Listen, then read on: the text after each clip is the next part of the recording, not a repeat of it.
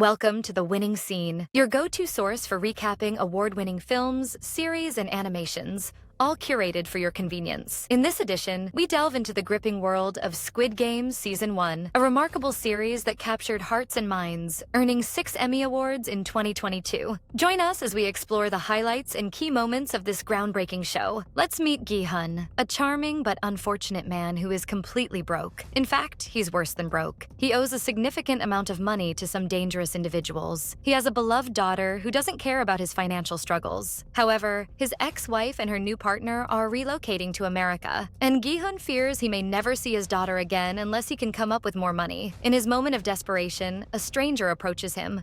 "Hey, wanna play a game?" The stranger offers to bet a large sum of money on a simple envelope flipping game. Gi-hun, lacking any money to wager, hesitates, but the stranger suggests a different kind of wager, a slap to the face. Gi-hun thinks he can endure a few slaps for some cash, and surprisingly, he wins. The stranger pays up and tells him to reach out if he wants to play more games. Gi-hun takes him up on the offer and is soon picked up by a mysterious van that knocks him out with gas. When he comes to, he finds himself in a green jumpsuit in a large dormitory filled with others. They are being monitored from a control room, similar to the Hunger Games, by a masked figure in charge. The workers at the facility wear pink jumpsuits and masks with various shapes. They welcome the contestants to the games, explaining that if they make it to the end, they'll win a huge cash prize. The first game begins immediately. The players are taken through a bizarre staircase to a large artificial field featuring a robotic girl. The games turn out to be classic children's playground games, starting with red light, green light. Participants must move when green light is called and freeze during red light. If caught moving during red light, they're eliminated. A shot rings out, shocking the players who realize too late that these children's games are deadly. Panic ensues as many begin to run, violating the rules, leading to the immediate elimination of about half the contestants. Only those who understood the rules remain. As the timer runs out, Gi-hun stumbles but is saved by a kind stranger. They both make it to the finish line just in time. The stakes in Squid Game are deadly serious. After the game, the contestants plead to be released, but they're told they aren't being held against their will. They signed contracts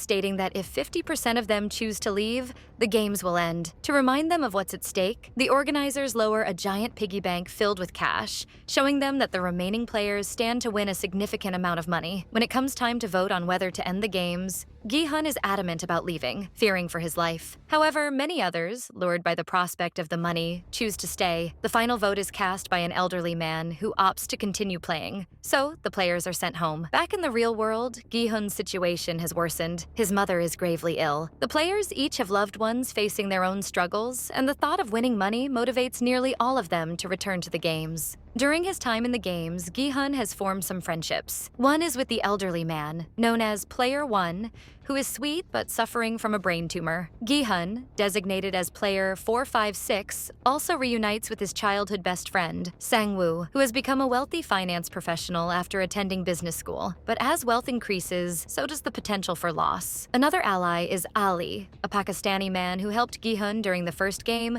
and was given bus fare by Sang-woo when they were outside. Gi-hun has made a lifelong friend in Ali. There's also Duk-soo, a tough gangster who has a rivalry with a girl named Sabak. Gi-hun recognizes her as the pickpocket who targeted him earlier, adding to his grievances against her. Additionally, there's an eccentric girl who is irritating at first, but gradually becomes endearing. After being released, Gi-hun approaches the police for help, but they dismiss his claims as delusional. One detective notices a business card linked to the games while searching for his missing brother. He decides to go undercover, disguising himself in a pink jumpsuit. Now, it's time for the next challenge. The contestants are instructed to choose a shape without knowing the game's rules, making it a completely random selection. They soon discover they'll be playing a game called Honeycomb, where each player must carefully extract a shape embedded in a thin cookie using a needle. Unfortunately, Gi-hun picks the umbrella, the most difficult shape and essentially a recipe for disaster. As the players begin, the pressure is immense. Any mistake results in instant death. Gi-hun feels the weight of the situation, but he devises a clever technique, licking the cookie to moisten it, which helps loosen the shape. Thankfully, this strategy works, and he survives another day. During the next meal, the players receive very little food, prompting some of the tougher contestants to go back for seconds. When one player stands up to them, he suffers a brutal beating and is ultimately killed, with the guards doing nothing to intervene. Instead, they bring in a coffin and add more money to the piggy bank, making it clear that violence is tolerated in this twisted game. Realizing that player-on-player murder is permissible, the atmosphere shifts dramatically, and tensions rise as everyone prepares for a chaotic night. The frontman announces a bonus game, and once the lights go out, a frenzy of violence erupts among the contestants. After some time, the guards intervene to stop the chaos, highlighting the need for players to form strong alliances. The next game requires teamwork. In a surprising twist, the eccentric girl sleeps with the gangster to secure a spot on his team, but he quickly reveals his true intentions, stating he only wants the 10 strongest players. The betrayal leaves her in shock, as she realizes she's not part of the plan. "I didn't care about you at all, girl," the gangster coldly declares, making an enemy for life. As the next game approaches, physical strength becomes crucial because they'll be playing tug of war. The stakes are high. The losing team faces a deadly fall. Gi-hun and his group, which includes an elderly man and a few women, face an uphill battle. However, the old man surprises them by revealing he was a tug of war champion in his youth. He explains that success in the game relies more on technique than sheer strength. He teaches them how to position themselves on alternating sides of the rope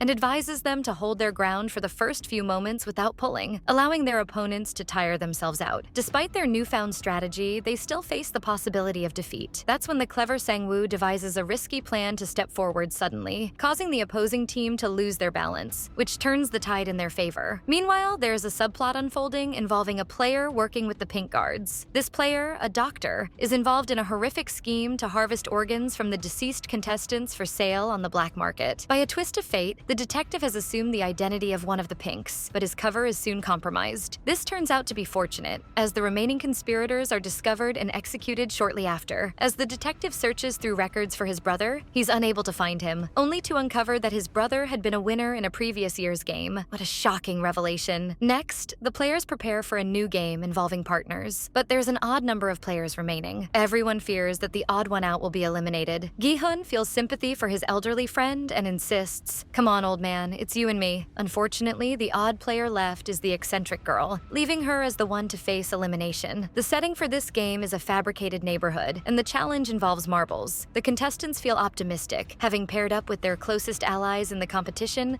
convinced that they can support one another all the way to the end. The rules have been laid out. You're not teaming up with your partner, you're competing against them. That's harsh. Everyone chose their favorite person in the room, leading most teams to engage in a game that relies on luck, even though any game is technically allowed. Ali, who has never played marbles before, experiences beginner's luck and starts defeating Sang-woo. However, Sang-woo soon proposes a clever plan that could save both of them. For it to work, though, Ali needs to hand over his marbles temporarily, so Sang-woo can create a strange pouch to hang around his neck. Ali will then scout the other teams while Sang-woo stays behind. Meanwhile, the old man is having a moment of confusion due to dementia, but his natural instincts kick in and he starts winning. Just as he's about to take Gyeon's last marble, he realizes he forgot whether he bet even or odd. Gyeon faces a moral dilemma. Will he lie to the old man to save himself? Unfortunately, he does, which is heartbreaking, but he feels he has no other option. Saebok teams up with another girl, and they spend their time discussing their lives. Eventually, the girl decides to forfeit, feeling that she has little to live for, urging Saebok to rescue his brother. Meanwhile, as part of Sang-woo's secret plan, Ali is scouting the other teams, but he soon finds out he has no marbles left. Sang-woo has completely exploited his trust to save himself. This episode is an emotional roller coaster. By the way, the crazy girl was not eliminated. She just got to enjoy a nice nap. Lucky her. But now we're nearing the end, and it's time for the VIPs to watch in person. Yeah, there's no noble cause behind these games. A bunch of wealthy jerks just want to gamble on people's lives. For the next game, players get to choose their playing order. There's a frantic rush for the middle position, which seems the safest, but Gyeon takes too long to decide and is left with either first or last. Without knowing what game is ahead, it's an impossible choice. Either option could lead to death. Fortunately, another player steps up saying, "Hey man, I'll go first." The game involves walking across glass panels. In each row, one panel is tempered glass that can support you,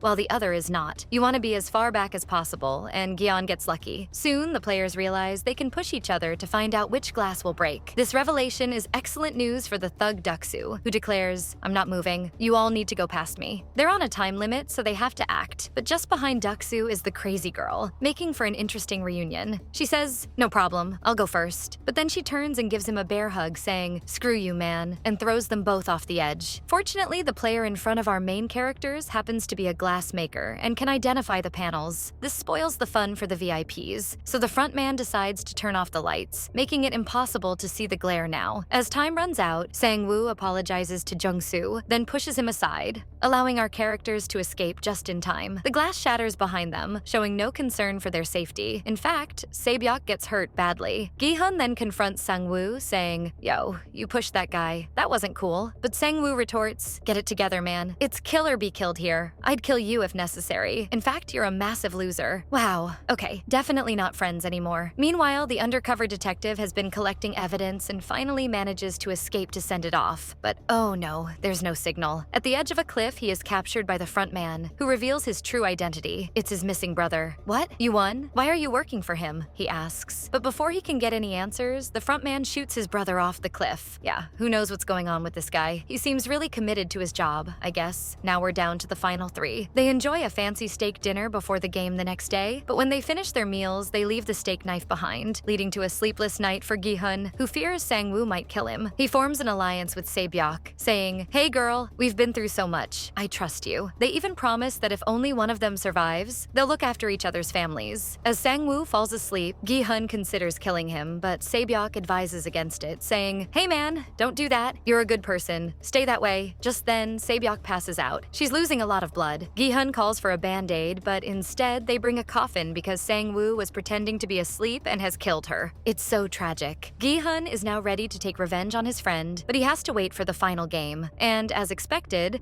the final game is Squid Game. This game, popular among Korean children, is named for the court that resembles a squid. Essentially, one player must navigate through the various parts of the squid, and anything goes. There are no fouls. The dramatic final round escalates into a chaotic, muddy, and bloody fight. In the end, Sang-woo gains the upper hand, saying, "Sorry, old friend, but I choose me." However, Gi-hun manages to turn the tables on him, but he doesn't kill his friend. As Gi-hun approaches the end zone, it seems he's about to claim victory, but then he stops short, grappling with a crisis of conscience. "Wait, why am I doing this? I vote to end the games." He says to his old friend, "Let's go home after everything that happened here." Gi-hun reflects, "Wow, Sang-woo, you're a better person than I am," and ultimately takes his own life. After all the betrayals, he sacrifices himself so his friend can escape with the money. It's a bittersweet victory for Gi-hun, who ends up discarded by the roadside yet again. This time, though, he has a debit card, and the Squid Game organizers kept their promise, making him wealthy. Despite this newfound wealth, he's filled with sorrow over Sang-woo's death and his mother's passing while he was trapped in the game. A year later, Gi-hun sports a scruffy depression beard and keeps his money in savings without touching it due to guilt. One day, he's contacted by the Squid Game and meets someone at the top of a building. It's his old friend. It turns out he was the mastermind behind the Squid Games all along. The old man, bored and rich,